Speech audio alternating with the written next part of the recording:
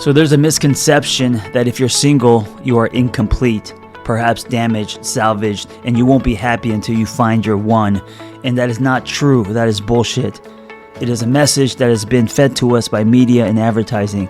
The truth is, when you're single, you have the richest soil for growth. That's why I created this podcast. And unlike other podcasts, this one is host-driven, not guest-driven. That means I will be rotating health and wellness experts 3 times a week to give you the giant box of wellness crayons, not just the primary colors, so you can start building a meaningful life. It's time to give singlehood a cape. Today's host is someone I go way back with. His name is Sean Cardinalli. Sounds like a baseball player. He's a coach, writer, and activist who returned to coaching on sex and love addiction at the outset of the pandemic after a 4-year hiatus.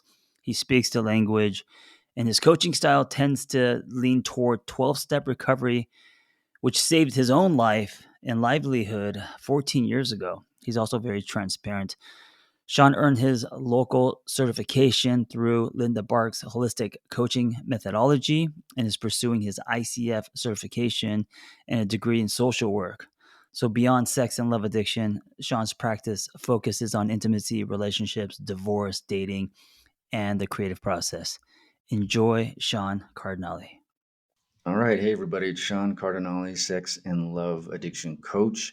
And on this podcast, I have a very good friend of mine, Seth Rodgers. Welcome, Seth. Hey, how's it going, everybody? Happy to be here. I'm so glad to have you on. Seth and I go back. You know what, dude? I was thinking. I don't even know. Is it more than 5 years now? No, Is it it's about 5 years? actually 3.5. Three and a Yep. half, 3.5 years. Seth and I find that we can sit and talk and solve the world's problems, all good, just the two of us, and yet keep the information to ourselves. We're very jealous with the information. Y'all have to hmm pay instead. But no, I love Seth Rodgers. He's actually a recovery brother of mine. He's a high school teacher. What's your favorite shit to teach, man? You know, I'm a math teacher, not because I'm one of those people that's passionate about math and just thinks in numbers all the time, but just because I think it's kind of a fun subject to teach. It's like a puzzle, and it's very concrete, so when students get it, and they don't. So you have a lot of those aha moments. Plus, I just don't know enough about, grammar or social sciences to pull off history or English. But yeah, teaching math, and then also, you know, decided to try out physics for a year, and that's been a blast. What was that? What was that last part? I think I lost you for a second. You tried to what? Oh, trying out physics as well. So I'm teaching a physics class in Oh addition to my math, and God. that's just been kind of um, trial and error. But I mean, that's teaching for you. Yeah, yeah. It's really interesting to me that you say that. Well, one, I totally appreciate how you like math is either like you got it, you did the equation correctly, or you didn't. That's very for a brain like mine. That's very good. Of course, I'm like completely right brained, and so the history and the writing, the humanities stuff was all my jam. But it's also interesting that you say you couldn't carry the social studies or history or literature or the grammar. That's total bullshit. My man Seth is being super modest. That is actually most of the shit that we talk about: society's ills and society's gains, right? Do a little. How can I characterize it? We do a little transcendentalism. Will we be redeemed? Can we save ourselves? Or are we anti-transcendentalists? No, we're just fucked, and we're just trying to do our best. Well, we're trying to do our best while we're here, either way. But I found over the last 3.5 years that I've had some really good conversations with Seth. So wanted to bring him on for the Single on Purpose podcast and have another one of these conversations. Also, because his personal history and background is really, I think, interesting, not the norm. For someone, you're what? Are you like early 30s? I can't remember. Like I feel Yeah, like I'm way older, and yet you're wise as fuck. So how? I don't know about that, but I'm 31. Oh my God. I would be 50 this year. Yeah, see, so dude, I swear to God, I would have like, not that you're not youthful and don't look young, but I swear to God, I'd be talking like a fucking 40-year-old or something. And now I'm gonna be accused of being an ageist, but whatever. There Anyway, you go. Seth was a great guy. He's got a great personality. He's got a great head on his shoulders, and despite the humbleness about social studies or English or lit, again, very smart dude and loquacious, and I appreciate you being here. So the part about your story that's really interesting, what we're going to talk about today is sort of dating and religious convictions. And this was a great topic that Seth chose because there's a lot that he can share on that. And before we get closer to the kernel of that, why don't you tell everybody how Brazil is a big part of your upbringing. Yeah, so I was born in Michigan, but then when I was 8, my parents, who were missionaries at a time working for a nonprofit Christian organization, decided they wanted to scratch this itch to live overseas. And so our plan was to go to Caracas, Venezuela. And we visited Caracas when I was 7. There was a family, another American family that we were going to partner with there. But, shit started to hit the fan. And as we all know, it's only gone downhill, unfortunately, for the people of Caracas and Venezuela in general. But um, Right. so that family decided to jump ship, if you will, after spending, I think, 16 years there. But and the organization said, "Hey, how about you go to Brazil?" And my parents, and this was, mind you, 2 months before we were supposed to go to Venezuela. And my Mhm. parents were like, "Hey, why not? Let's do it." So we stopped learning Spanish, started learning Portuguese, and They're related. It's all it good. They just it overlaps. you gotta make that zhuzh sound Exactly. instead of the Yeah, as one of my Colombian friends says, he says, "Yeah, Portuguese is just, you know, how you speak Spanish when you're still learning Spanish." So um, I nice. disagree, though. I think it's a more sensual, and anyways, we can get into that another time. But yeah, Right. so moved to Brazil and spent total of 8 years there. Uh, my, Thankfully, my parents had the um, the wisdom to put me in a Brazilian school, and so I was, completely socialized into Brazilian culture, and it just became not even a part of my identity because it wasn't conscious so much as um, really a part of my fabric. I didn't identify as Brazilian, but I became Brazilian, and that became very apparent when I came back to the States as a 16-year-old. And then, of all places, we moved to Texas and yada yada. But yeah, so Brazil is in my DNA. I love that country, and I'm trying to make my way back. What you eventually wanna get back? You wanna be have a little more of your adult life out there, like permanently, you think, Oh or do yeah, you think you'll go and then come back again? no, I that is where my heart is, and my plan was actually to be there already, but I met my girlfriend, which is an excellent reason to deviate from my plan. And you know, Oh, she'll be glad to hear that. That's yeah, awesome. yeah. So I'm here, and I'm happy to be in New Mexico. I do, of all places in the U.S., New Mexico is one that I feel good about being in. It's not. I get tired of the kind of artificial, commercial, materialistic vibe that you can get from the States. But there's something a little more spiritual and, dare I say, enchanting, despite the slogan. I know it's corny, but it is kind of an enchanting and strange state. It really deviates from the norm of a lot of the, greater US. So I'm cool being here for the time being. Yeah, it's it's not corny, the enchantment thing. I mean, it's funny. I'm looking at my windows. We're recording. It's fucking Yeah. snowing right now. Just FYI, I don't know if you can see out, but yeah. So in the last 48 hours, 72 hours, everybody, it rained, it snowed, it hailed. There might have been frogs. I was waiting for like let's just go full Armageddon, like and locusts. But no, it is beautiful out here. The land is beautiful. And what I noticed when we came out here 16, 17 years ago was I had never been in a city. And, when we say city, it's a big town. Hmm. Albuquerque is not like cosmopolitan. It's not like when you go to Chicago or New York or even San Francisco. But in the metro area, there's still a million people. So it's not like tiny. But I'd never been in a city where you could stand in a spot and you have a 360-degree vista.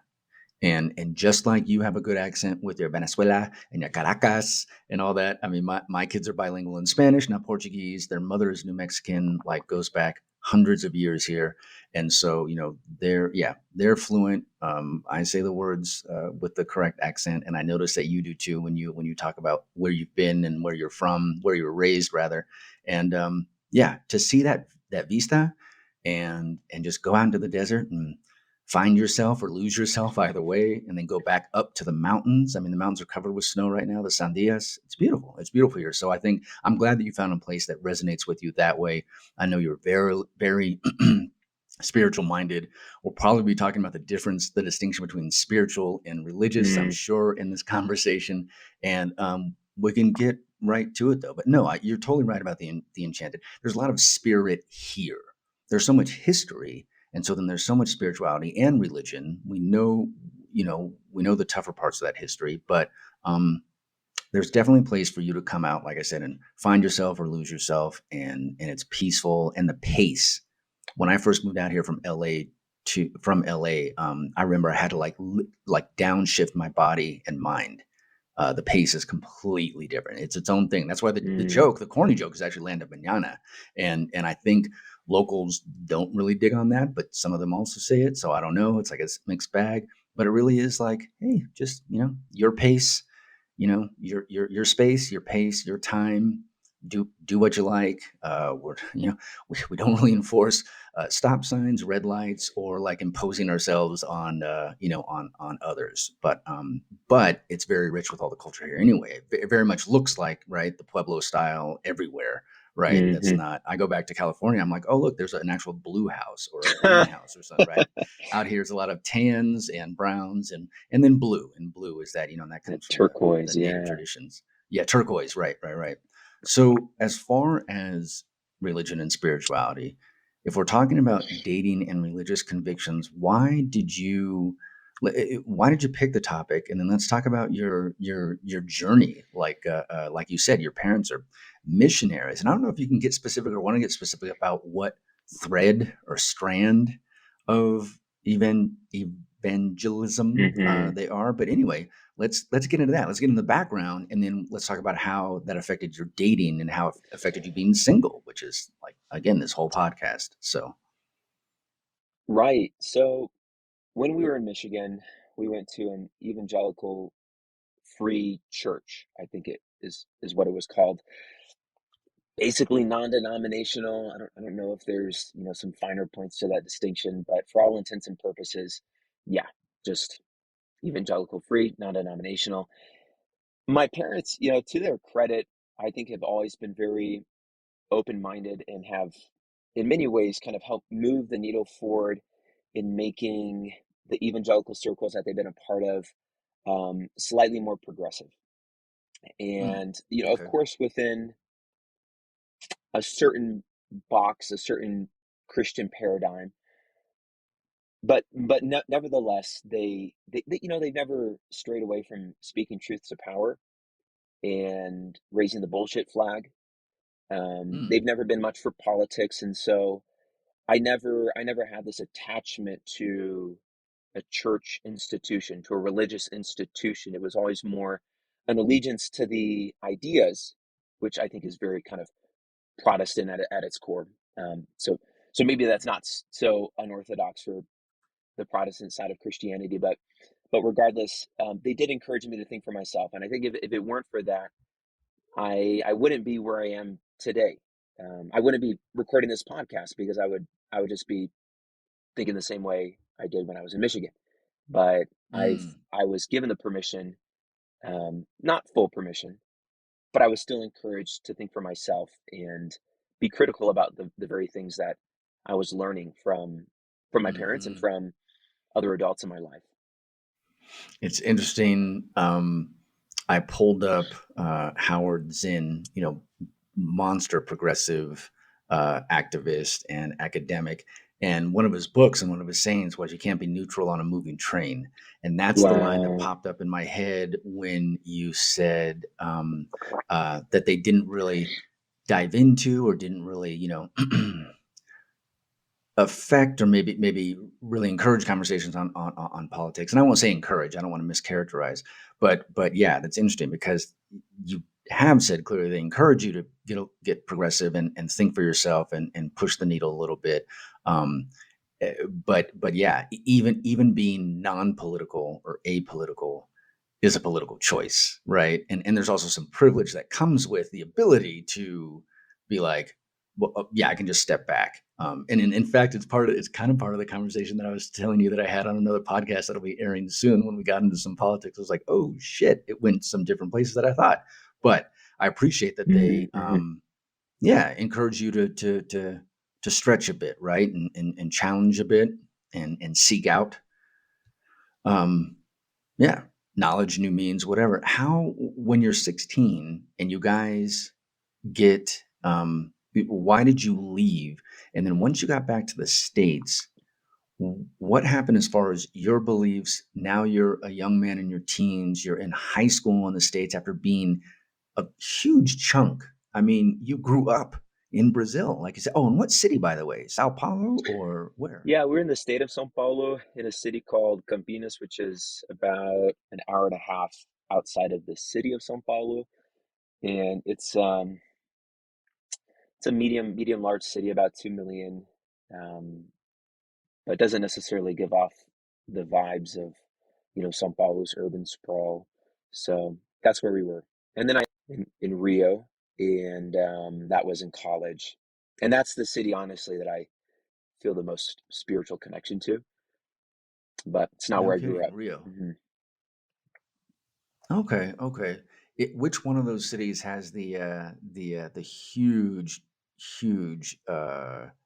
statue But that's you. of Yeah. of Yeah, the Christ the Redeemer, Cristo Redentor. Yeah, is in that's in Rio? Rio. Yep. Okay, okay, yeah. I gotta get down there someday, especially if you go down there. Then be like, oh, good. Like I have a double reason to go visit my homies and see the amazing land and people and No, culture. absolutely. Uh, And so you get back, you're 16. Let's just, to get to our topic here. I mean, you're 16.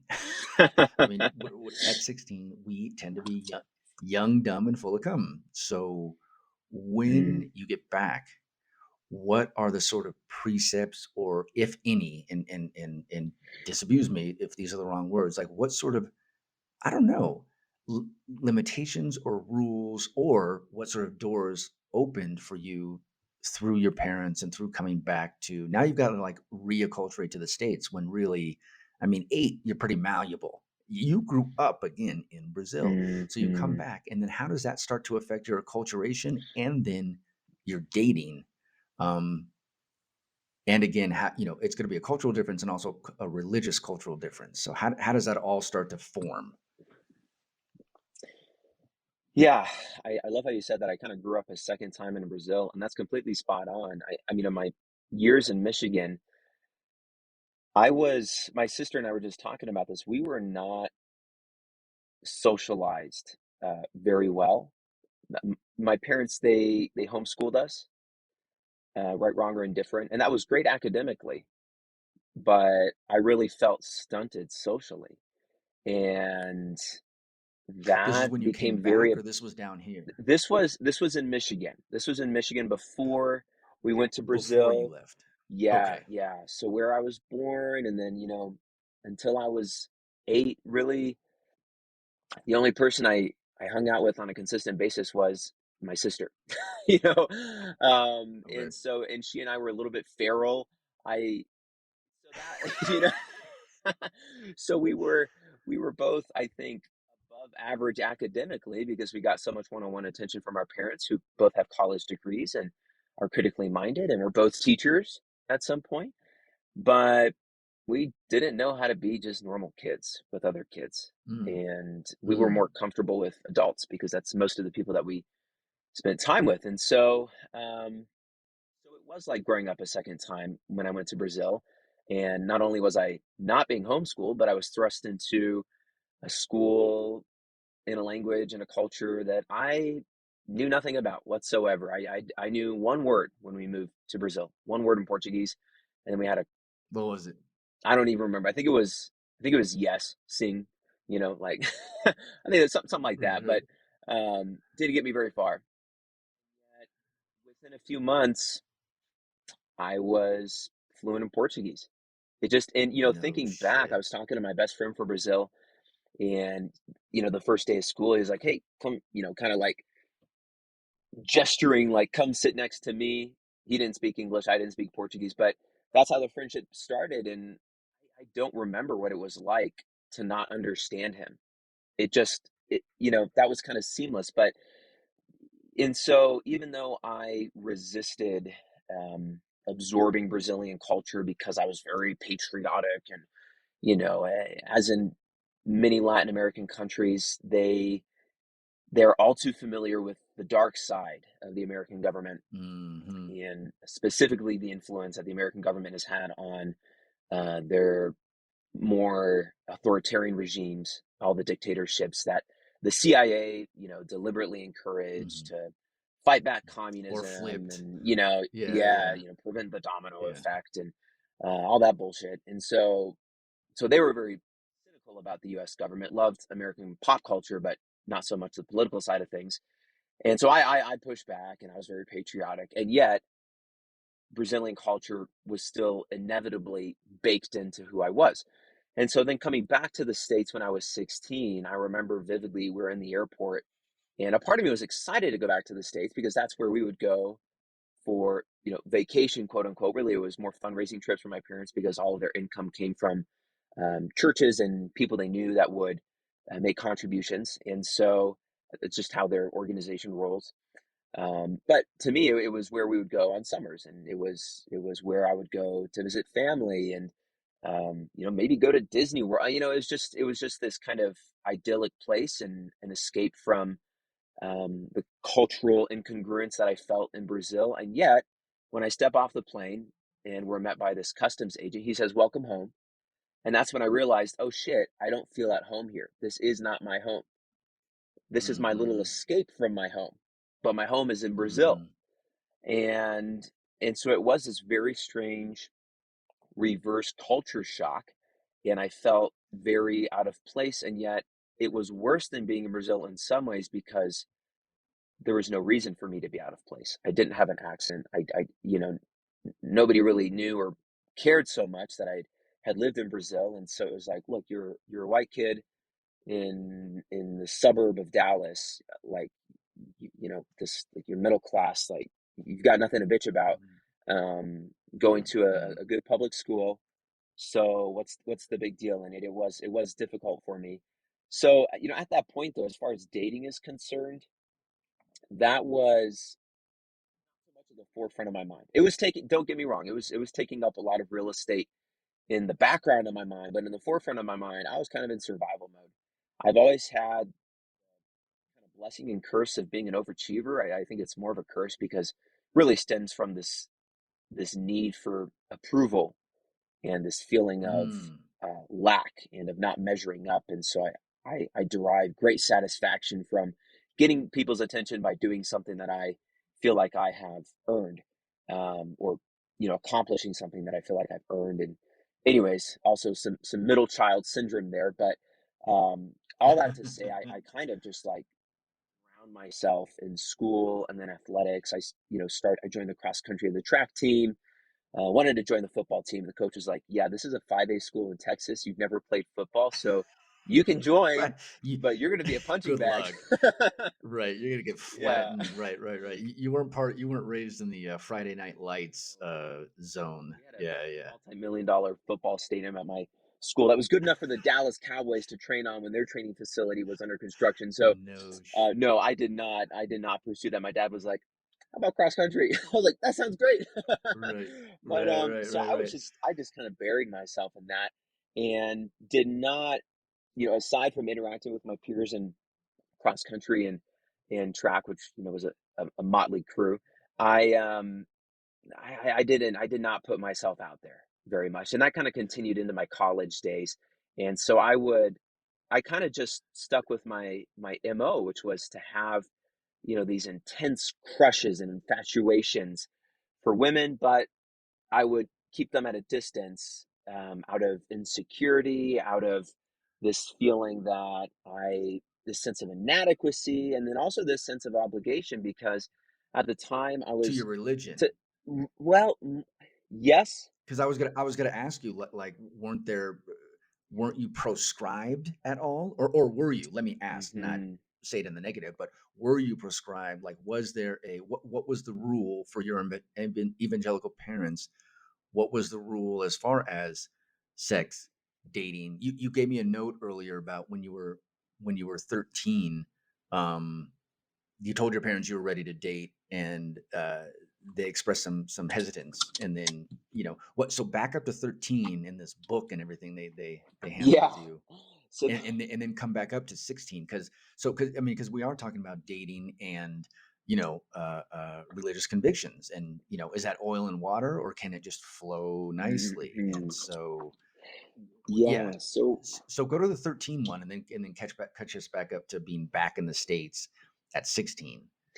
yeah, 13 is definitely a good place to start, because that's when, so I'm still in Brazil at that time, and I there was a girl that I was interested in. Honestly, she was a good person. She was attractive. I'm 13. I'm seeing lots of people dating around me. Brazil is much more liberal sexually than the US. And so, I've seen the photo beaches, man. I'm like, oof, oh yeah. Oh boy, yeah. boys. So I I thought, you know what? I would like to try my hand at this dating thing. And I told my parents that, because I always, kind of felt the need to keep them in the loop, and I wanted their approval. And so I told them, I was like, you know what, guys, no, I didn't say guys, but I was like, you know what, I homies, I, You got a cup you of know, coffee with your mom and dad in the morning. You're just right, yeah, talking about the exactly. newspaper. No, but I said, you know what, I broached the topic, and I was like, you know what, I like, I think I'm ready to date. That's what I said. I think I'm ready to date. And Hmm. they were like, well, and they felt like I was too young. And instead of encouraging me to date, they encouraged me to read two books. One was by Rebecca St. James, called Wait for Me. Not Date for Me, but Wait for Me.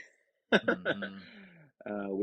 Which again became a part of my dating strategy, just waiting. Hmm. And then another one, which was even more impacting, was I Kissed Dating Goodbye by Joshua Harris. Hmm. And just want to put out there that the author, to his credit, um, although in his book, which he wrote when he was 22, yikes. In his Wow. book, Wow. his position is basically like, hey, I dated around so much and it doesn't lead anywhere, and so instead of essentially like preemptively cheating on my spouse through all of these frivolous relationships, just don't date to get to know somebody. Get to know somebody through friendships and group setting, and then when you found the right person, get married. But he has, yeah, Interesting. he has since, he talks about it on his website. I think it's called Joshua Harris something. He regrets writing that book, and he actually even, to his credit, came out with a documentary where he interviews all the people that felt like they were kind of damaged by the message in that book. Um, That's a big mea culpa. Like he really, that's in recovery circles, we call that a monster. That's a monster amends right there. That's a mhm, big amends. and absolutely. and what's interesting to me is the first part that you said he was 22. It's like, dude, if I wrote something 22, when I was 22, I mean, come on. The exactly. farther away you are from it, the more you realize that's kind of absurd. Like, you can be a poet or an artist. Mhm, Well, okay, let me not, again, people, God, I'm going to sound like ageist, like every time, like I'm this grumpy old man, like wagging my finger, like you kids. But yeah, I mean, if you're talking about something as instrumental, when exactly. most of us in our earliest 20s are, I mean, that's when you can, if you played it cool until then in America, I don't know what it is in Brazil, but you can go out. You're driving. You're about to get out of college if you go to college, or you've been working a couple of years if you haven't, and you're now drink if you can. So those are your exploding years socially, right? Like, Mhm, it's just like coming off you in waves, right? I mean, and you're not in school anymore, or you're just getting out. So there's this sense of freedom. This is like when you start. And so this guy is saying, no, no, no, let's let's draw that back in. Let's not sort of, Alan. Alan's a friend, a mutual friend of ours. He and I did a podcast on um, uh, dating, dating like single on purpose. We were doing this dating on purpose, or dating as practice. And so it's the exact Mm, opposite of this guy Harris's philosophy, which is like, no, go out and be you, learn to be you, learn about yourself in a social and a potentially romantic mhm. situation across from someone, right? Where you're building something potentially. And then if not, okay, it's practice. You just go and do that again whenever you want to, right? Yeah, Or like the podcast, you stay single or whatever. But go ahead. I'm shaking my head because I'm just like, why did why did you and Alan not descend from the heavens and tell me that? Just 15, 17 years ago or You whatever. know, Yeah, why, yeah. why, Yeah. why, why? Do you like So your parents, yeah, go ahead. it'll be like an intervention. We're Yeah, like, we're exactly. gonna Like we're gonna help Yoda, your future self. right? You know, right? It's like a force ghost. We would have been force ghosts, Exactly. but no. Uh, uh, uh, uh, so your parents put these books in front of you, and Mm. how do you remember your reaction to them? You're 13, but again, you're very astute. You guys are this like really academically minded and education minded family, plus evangelical. Hmm. I'm sure you read them, right? Did you read them front to Oh back or no? yeah, I read them and I accepted them hook, line, and sinker. I was very conscientious and also very compliant. I wanted the approval of the adults in my life, and they were all Christian and they all had similar ideas. I mean, one of our family friends, incidentally, the mother of the girl that I was interested in, she told my mom one time after meeting our teacher, one of our Portuguese teachers, as in like an English teacher in the U.S., but in Brazil, who was a young woman in her 30s, attractive, wore flattering clothes, not inappropriate at all. Maybe there's like a little bit of cleavage, which was absolutely acceptable culturally, and yet this the mother of my crush told my mom, I'm kind of I would be concerned for my son's thought life. But the teacher, and I Thought was like, life. exactly, thought life, Whoa, that is thought so life. telling right there. Hmm. Dude, I've never heard those two Yeah, words come together like that. yeah. That is fucking amazing. So those were the people that I was looking up to, that I wanted to please, and the books told me how to. Hmm. And Hmm. for somebody that was very prone and is still recovering from black and white thinking, it made total sense. Why dabble in the gray, in the messy, icky gray of dating when you can just Hmm. go from being friends with really very little on the line, very little risk of Hmm. rejection without having to put yourself out there, and then just fast forward to marriage. I think at a subconscious level, it kind of seemed like a really good deal because it Hmm. allowed me to just forego,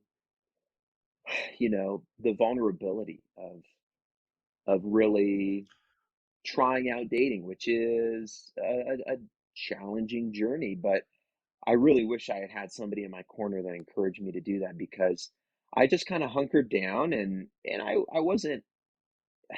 I know I was a little antisocial. I I wasn't a complete, you know, I wasn't a complete loner, but I just did not put myself out there enough. And then, paralleling this was also my struggle with pornography. And so I was Hmm. introduced to pornography when I was 10, to internet pornography. A friend of mine was, well, not really a friend, but a classmate was over to do a group project, and I knew nothing about the internet. Even though the internet was really scaling up and something that, we had Google and whatnot at the time. This was 2000 and I want to say 2002.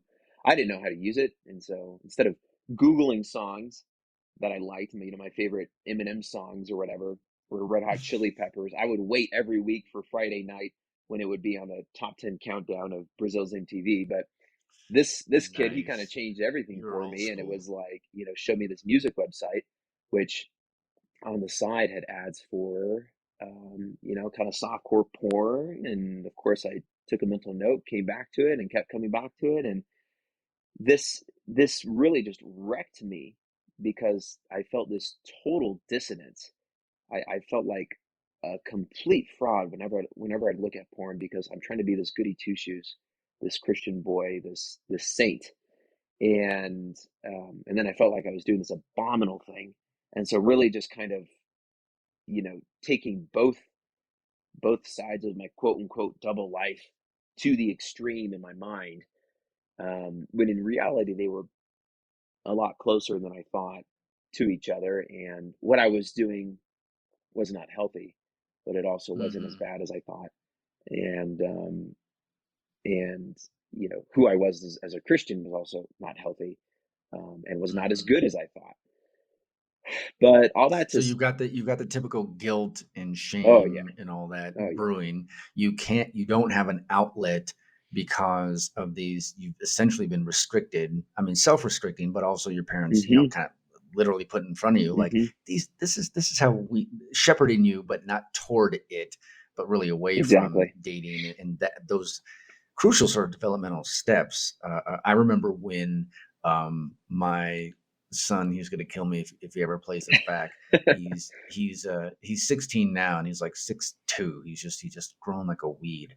But I remember when he was 12 or 13, shorter than me. I'm only 5'8". He was little, and God, he might have even been 12 because I think it was right at the cusp of junior high or just before, and we all went to, so he has, right, me and his mom and stepdad, right, my ex-wife and the stepdad, and everyone was at a table at one end of Olive Garden, and then my son and his little girlfriend who he wanted to take out on a dinner date were at the other end just Ah. by themselves and ordering and everything. And how different, how contrasting a scenario is that from what you experienced. And look, maybe even that isn't for everybody, but there was nothing, 0% negatives, something percent Mm. salaciousness or anything. It was a boy who wanted to do something on his own socially with a girl, and we encouraged that. And Mm. we're like, you guys are young, you're not going to go like just be somewhere around adults by yourselves, and of course we'll pay the bill and blah blah blah blah. But still, it was just really cute and sort of fostered that, if you want to do this, just, ask and we'll drive you or do that and everything. And, again, now he can drive himself wherever and go, and he goes and meets his friends wherever he does. But I just thought of that contrast, compared to here are two books that, the word that kept popping up when you were talking, Seth, was repress. And I don't mean Mm. that to shit on your parents. Mhm. It's just, we can talk about, at one point you had mentioned, like, we probably won't have time now. We'll just do a part two on this or just have another interview with you, but another session. But, you were mentioning dating practices and other cultures and religion and all this. And we know that in some countries and some places, or still even here, probably for evangelical families, there's arranged marriages, or it's all very sort of circumscribed.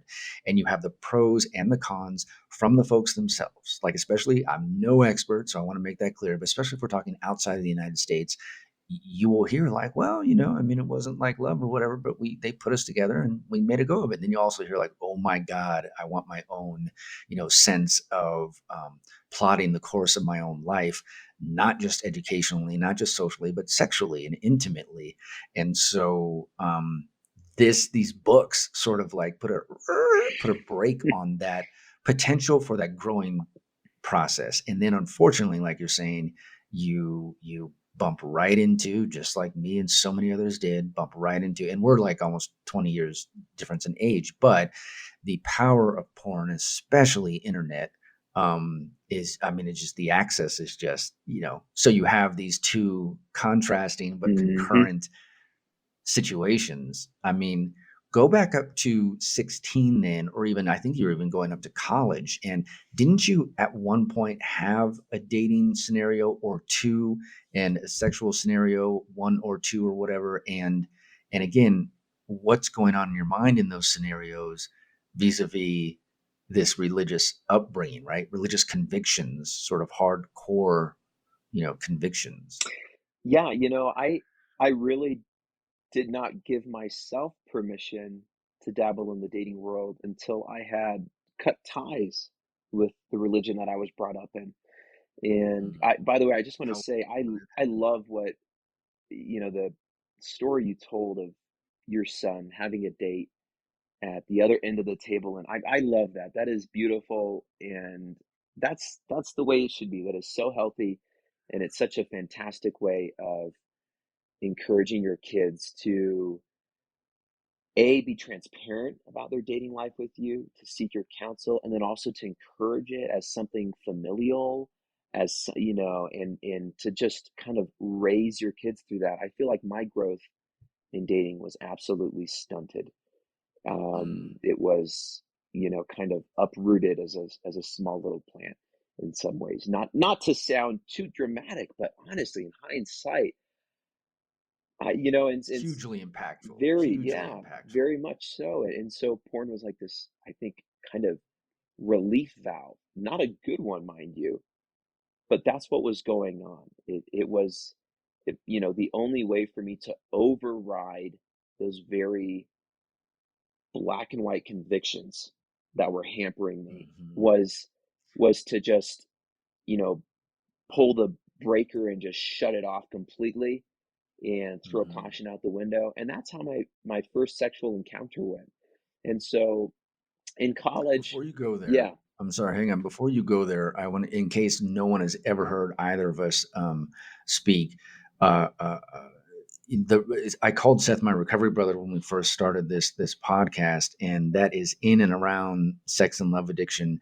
And I want to make it clear that I will not speak for you, Seth, but I am not. I always put this out here so people know where I'm coming from. I am not just anti-porn like fundamentalist style.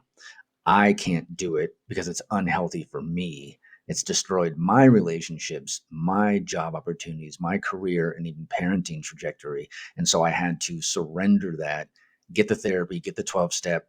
That's how I met you.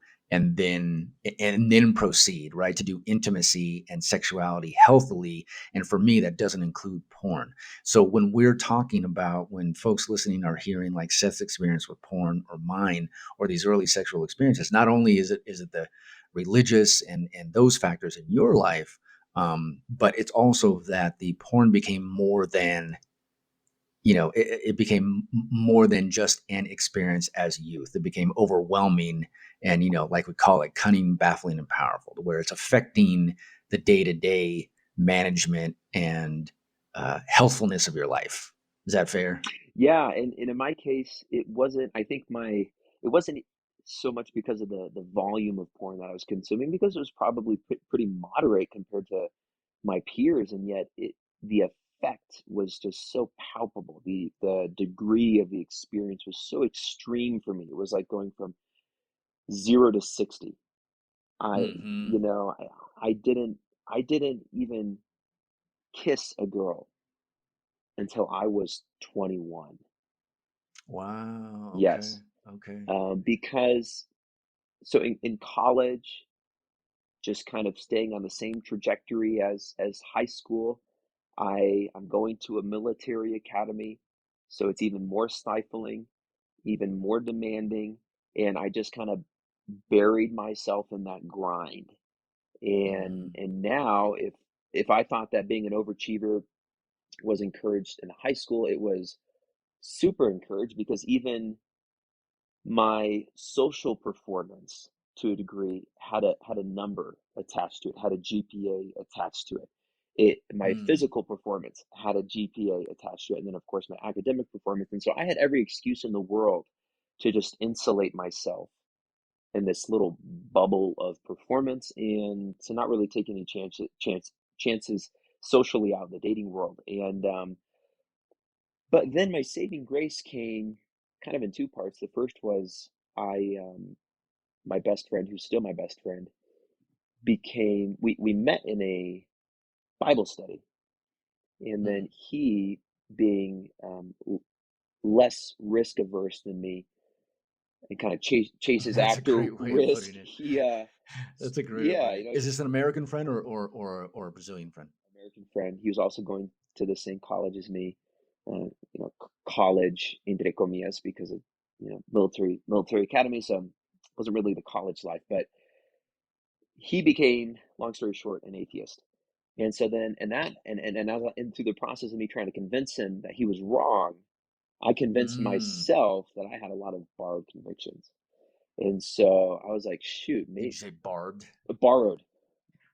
Yeah, Borrowed. Okay. borrowed convictions, things that I had kind of just accepted because of external motivators, as opposed to really um, internal realizations. And so that kind of freed me up to question what I was believing. And then before I knew it, I was like, you know what, I don't associate with Christianity, and a lot of it has never really made sense to me.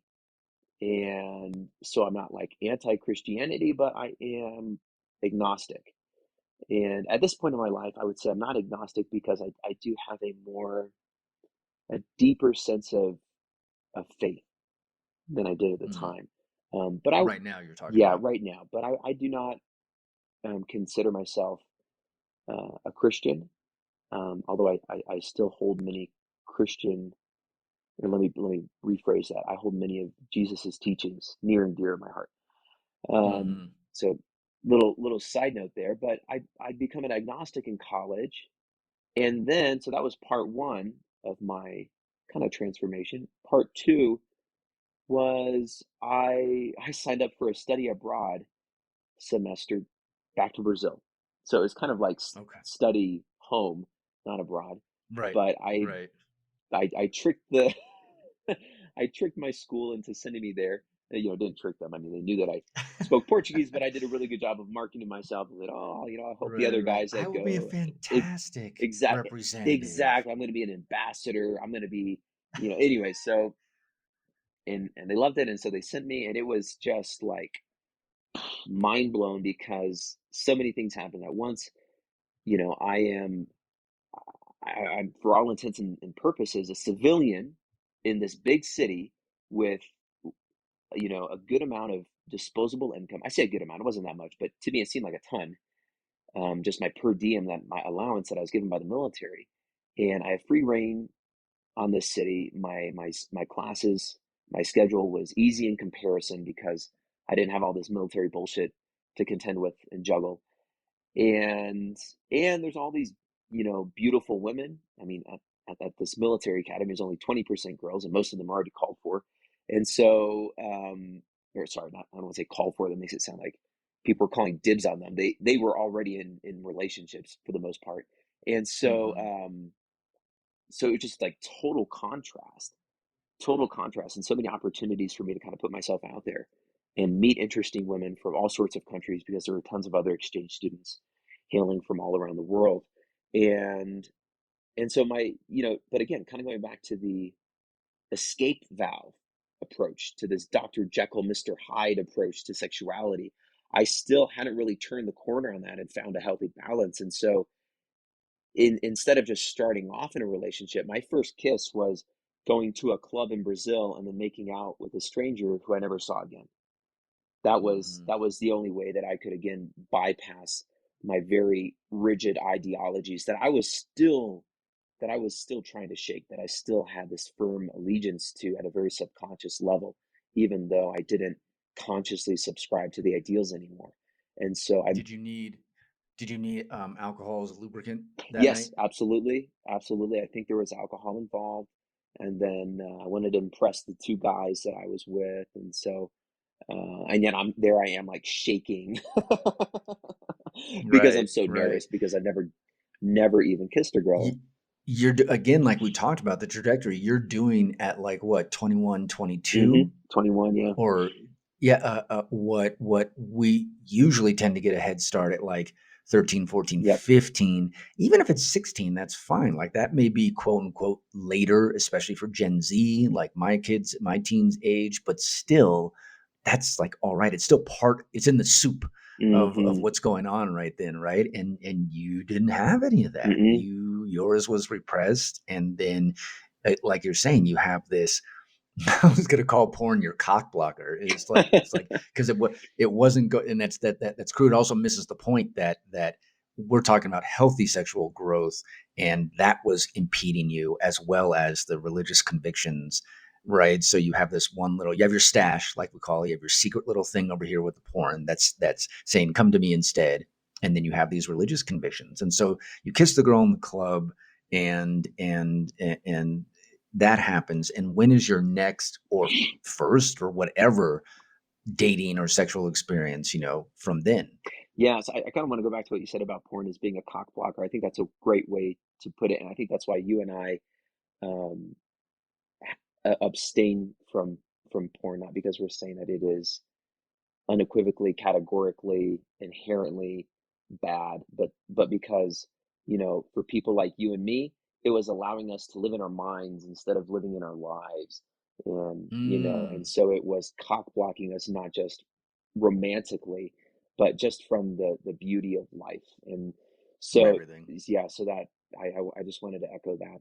But after after I lost my kissing virginity in that dingy little club in Rio, I was like, oh shit, like something, it just gave me this confidence. It kind of it started to nurture some confidence that, you know what? A, wow, girls, I can approach a girl cold turkey, you know. Yeah, I was a little awkward, but it was still a good experience. I still enjoyed it. I think she enjoyed it. And I'm okay. I'm not on fire yet. I haven't burned up, I You haven't been didn't go to struck by hell. lightning. Right. Like I can do this. I can do this. And so there was this girl that caught my attention, and she was just a really free-spirited exchange student from Mexico, and I befriended her, and then, in my own kind of bumpy way, started dating her, and then we had our first kiss. It was much more romantic. It was on the beach. I was still nervous, but it was good. And that was kind of my first, that was, that was the relationship I wish I had had when I was 13. Hmm. Um, but something that you and I talk about in recovery is to not regret the past or shut the door on it. And so it's Hmm. okay that I didn't have it when I was 13, because I did have it eventually. And I Hmm. started, in a sense, kind of making up for lost time, if you will. And so we had that. I call it a relationship. It was never official, and it was only a few months, only while the semester lasted, and then we parted ways and went to our respective countries. But I stayed in touch with her, and she remained a friend, and it was a really beautiful connection that we had, and a very genuine one. And so that was kind of what launched me into the dating world. But we were not sexually active. Um, and she was not religious, but she was more conservative. And as any listeners that are familiar with Mexican culture know, it is much more conservative, um, sexually and religiously, than many other countries in Latin America, much more so than Brazil. Super Um, Catholic. I very mean, Catholic. Yep. very Catholic, and you can have. I mean, I imagine like Brazil, and Hmm. I won't misspeak. I've been to Mexico a couple of times because I have family down there, and yeah, I mean, again, socially will be different, and in some ways a little more loose than America, but then in Hmm. other ways, like you better get your ass. You can go party on Friday, but you can get your ass into church on Sunday, Yes. right? And Yes. like very steeped in that. So yeah, so go ahead. So you had this relationship and this Hmm. experience with her that wasn't like sex per se, but sexual Hmm. and intimate, Yeah. and you stayed in touch. And then what happens next? Because what I want to do is, of course, because you and I, again, this is what we do in just in our lives, sit and talk and listen and share with each other. I want to end, if you're all right with it, I want to end in the next few minutes with, if you're comfortable with it, that first sexual experience, and then we'll just do a part two, because brother, I have like a page of notes, these amazing notes that you gave that I think would help um, impart, some wisdom, some experience, some strength, some hope to folks who again have a similar sort of. What came up in my head as you're sharing is the word retarded, not in the pejorative, but literally your growth was retarded Hmm. as a result of this evangelical. And again, your folks don't sound, socially a little more progressive, even religiously a little more progressive. It's not fire and brimstone, even though you just joked about like, I didn't catch on fire. I didn't like fall into a vortex of hell, because I kissed a girl and hung out with her for a summer or a season. And so I just think it's I think it's healing to hear the kind of thing you're sharing, because people who have been in a similar experience, I have a friend who was raised in a fucking evangelical cult, for God's sakes. I mean, people who Hmm. hear these sort of repressive stories then can have some hope that they can be single on purpose, dating on purpose. They can have a sexual, healthy, progressive lifestyle or livelihood on purpose, and not, the keel can be evened, right? The ship can be righted. Hmm. um, it's not a condemnation just because the earliest part of the development was, again, retarded, was cut off from what it Yeah. might have been. Yeah, absolutely. And also I think what made it difficult for me to unentangle myself from those more conservative ideals that weren't serving me later in life, maybe served me in some ways, but that I didn't want to be encumbered by anymore. But what made it so difficult to unravel that was the fact that my parents were not overtly oppressive, at least not to me. My sister has a different perspective, but as the compliant middle child, people pleaser, I didn't realize that that was something that had been inculcated in me to the degree that it was, because my parents, they were not by any means the fire and brimstone kind of people. And they, I mean, they would have host parties at our house, and if they were making a little Brazilian cocktail, they'd give me one when I was a teenager, and so, Nice.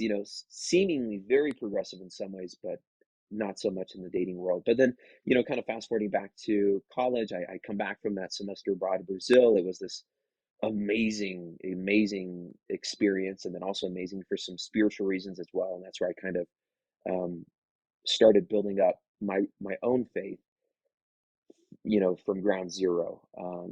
Hmm. It just, yeah, just And it you was really and beautiful. you came back agnostic, like you were saying. You came back Agnostic, open to but some skepticism, some yeah, questioning.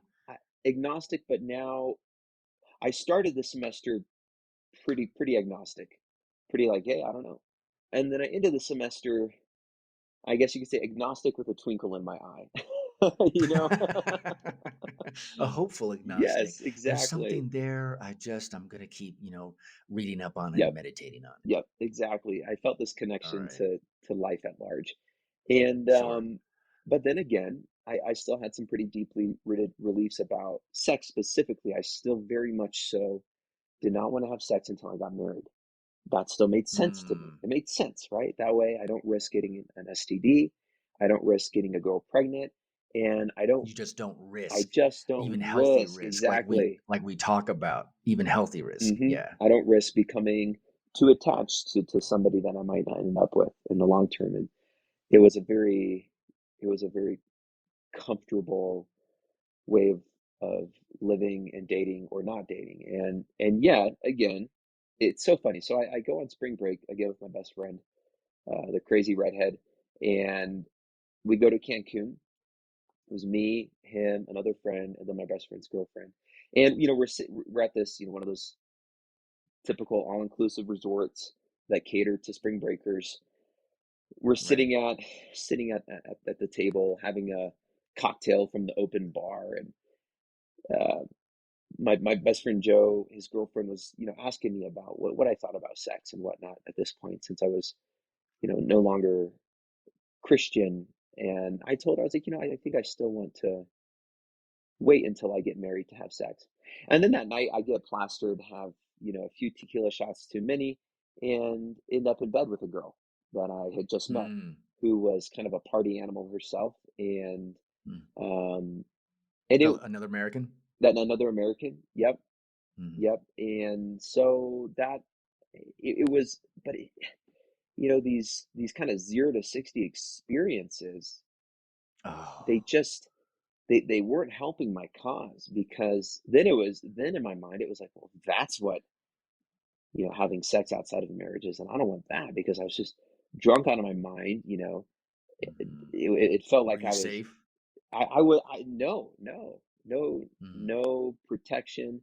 um Hmm. and I knew that and she even told me she had had sex with a different guy the night before, and probably a different guy the night before that. And Hmm. as far as the intercourse itself was concerned, it was felt like I was just masturbating with her body. There was no connection and Wow. very, very little pleasure as well because of the numbing effects of alcohol. And I was Right. just like struggling to stay awake. So Hmm. really I was gonna joke to stay up, but yeah, that no, too, it was definitely a you've one and painted a done. really, yeah, you've painted a really clear picture, Yeah, yeah, of the experience. Go ahead. which just kind of reinforced that false dichotomy of either you're waiting until you're getting married or you're just throwing caution to the wind and jumping into the hookup scene, Right, which is the right. extreme that I Kiss Dating Goodbye kind of painted as the alternative Mm-hmm. to Mm-hmm. waiting until marriage. There was no healthy middle ground. And again, in recovery, we talk all about living in the gray and the messiness of life, and that's kind of where the action happens. But so that, yeah. So again, that strange, fairly unhealthy experience, potentially risky. I mean, I come back from spring break and I'm getting an STD check, and I'm just like, oh my God, I Right. what if I You're got waiting her for pregnant? results. Yeah, waiting for a result, and Right. you know, it, so yeah, not great, but yeah. What would you? I think, like I said, that I think that's a great place to pause Hmm. here and come back because again, dude, you're so astute. Your turns of phrase. I'm a writer, and I'm like writing down. I'm scribbling notes. Like, oh my god, use that in the podcast description, and also use that in like a book. So dude. You're so eloquent and incisive. I want to come back with you and we'll go through the additional bullets and the broader topic and maybe even catch up today. So get permission from your current girlfriend and see how much that let's not offend or anything like that. But see if what if anything you can speak on there, anonymously, not saying any names, but I'd like to then connect from that experience to your more Hmm. present day, how you healed from this religious conviction sort of firewall, that you've now jumped over, as far as your sensuality, sexuality, both your religious convictions and your sexual convictions or aspirations change. And I sort of wanted to end with you with, what do you think, especially now through recovery, which is an intimacy, behavioral, spiritual journey that you've been on and that we've shared and fostered and supported one another in this process, because I call it a way of life, right? I call it my livelihood, not just like, oh, I do something, I go to meetings, I say this all the time, right? This has now become part and parcel of how I live my days, right? I mean, like a Buddhist would say they do, or like some other spiritualists would say, or vegetarian, right? Like they do that as a part of their life. And I know that you have taken up these healthy convictions as well. And so, with that current outlook in mind, as a 30 something year old man, early, fucking God, you're so young. I had no idea. See, that's how fucking wise you are. What would you like to tell your 13-year-old self? How can you sort of hold that younger you and some kind of encouragement, or what message would you like to, and we'll end on this. What message would you like to share? Mm. Oh, I would tell 13-year-old Seth, I would say, you know what, man? You have so much to offer. Get out there, get messy, make mistakes, just like Miss Frizzle taught you in Magic School Bus. The world is big, and to quote um, a priest, Richard Rohr, you can't think your way to the right life. You have to live your way to more right thoughts. So have some fun. It's okay to make mistakes. Um, and no matter what, you are going to be okay because you are worthy of love. And Mm, that's it. that's amazing. That's a way, and of course, I scribbled even more notes. You mentioned Richard Rohr. You're talking about you're going to be okay. Go ahead and make mistakes. Beautiful ending. We'll get back to even more of this next time we talk. And Seth Rodgers, good friend of mine. I love you, brother. And I really appreciate your time talking with us and sharing on dating and religious convictions, and how, in your experience through that, all these dichotomies and all these, hot and cold and black and white experiences. Um, and I'm glad to know you and learn from your healthfulness now and your spirituality. So thanks. And let's do this again, brother. Absolutely. Thanks so much for having me, Sean. Had a blast, and I hope some people can glean a thing or two from my experiences, maybe help them unravel some of their own knots. I think it will. I think it will for sure. So have a good day, everybody. And we'll be back some other time soon. Take care.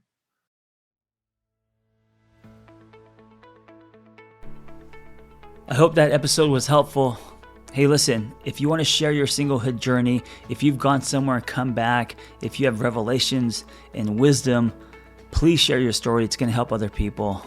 Nothing makes us feel more connected than hearing other people's stories. So just send me the audio of your story, and you could just record it directly from your phone and email it to theangrytherapist@gmail.com. Also, if you want our Single on Purpose newsletter, go to singleonpurpose.life. That's singleonpurpose.life. You will get tools and articles and other people's stories, and also Zoom links to private gathers. So if you want to join our community, go to singleonpurpose.life. Thank you for listening. Be well.